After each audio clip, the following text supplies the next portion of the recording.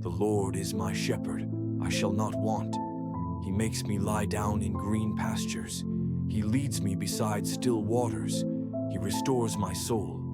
He leads me in right paths for his name's sake. Even though I walk through the darkest valley, I fear no evil, for you are with me. Your rod and your staff, they comfort me. You prepare a table before me in the presence of my enemies. You anoint my head with oil, my cup overflows.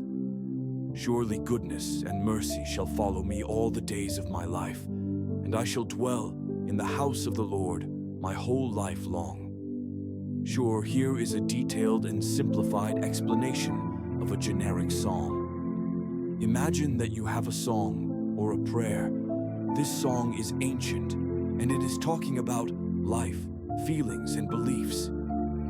Usually at the beginning, a psalm starts with praise or acknowledgement of something higher, something powerful. In many psalms, this begins with acknowledging a divine presence, often referred to as God or Lord. The psalm would start by saying how incredibly great this entity is. It would highlight the majesty, power, and the endlessness of such a supreme being. It would talk about how all things in the universe are under its control, which is comforting and impressive to think about, right? Next, the psalm would often move into an expression of trust or protection. Sometimes they use metaphors here, like a shepherd caring for sheep. Imagine a shepherd who guides, provides for, and protects the sheep from danger. That's the kind of care and guidance the psalm is referring to. It's like saying, "You are my shepherd, and I shall not want," which means having full trust that all needs are met. This part of the song is very comforting. Think about times you have felt lost, but someone was there to guide you in the right direction. Afterward, psalms often describe some challenges or difficulties. They might mention going through dark valleys or being surrounded by enemies. These are just different ways to talk about fear, sadness, or struggles in life. Picture yourself walking through a dark forest. It's scary, unfamiliar, and you might feel alone. The psalm assures that even in the darkest moments, you are not alone. In these tricky parts of life, the psalm emphasizes that the divine presence is there to give you strength and courage. Think of it as having a strong companion who stands by you, holding your hand through all the difficulty. Often, there are words about how this divine force will prepare a feast or table in front of enemies, which is a powerful idea.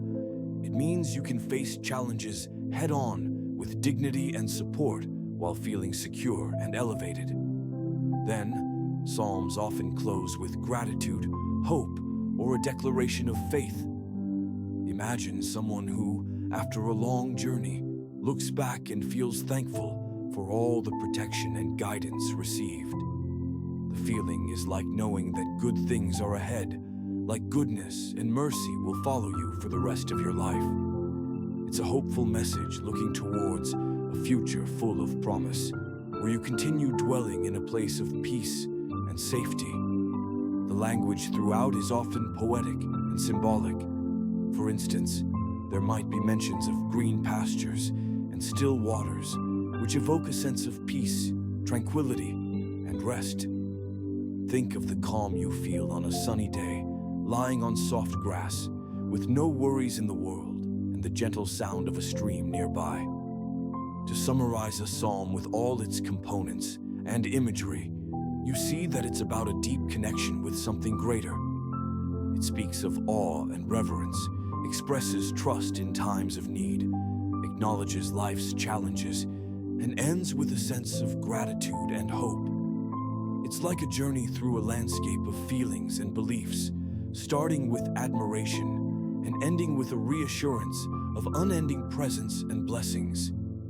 This song, or prayer, is not just about devotion, but also about finding peace and courage in life's roller coasters, with the assurance that one is never truly alone.